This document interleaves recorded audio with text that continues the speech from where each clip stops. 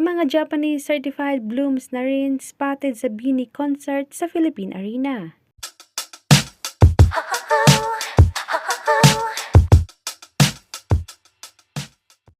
Well, di na nga mapigilan ang BINI fever sa mga ibang lahi na mapahanga sa BINI. Eto nga spotted ang mga Japanese blooms na umattend sa concert ng BINI sa Philippine Arena. Oh, it's your first concert in the Philippines? Yeah. Wow, so what's your bias in BINI? Aya? Aya, Aya? Mika, Mika? Mika, Mika? Mika. Mika! Makikita ang saya at excitement ng magkaibigang ito na mapanood ang BINI at ang kanilang bias sa sina BINI Aya at Mika. Certified Mikaya ang mga Japanese blooms na ito. At nirepost pa ito ni Director Lauren. Nakakatuwa lang di lang mga Japanese girls ang blooms, pati na rin boys spotted sa BINI concert.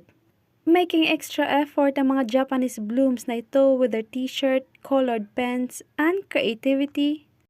Feel na feel ang pagka-bloom, customizing and designing their t-shirt with BINI logo, flower, cherry bloom, and their name on it.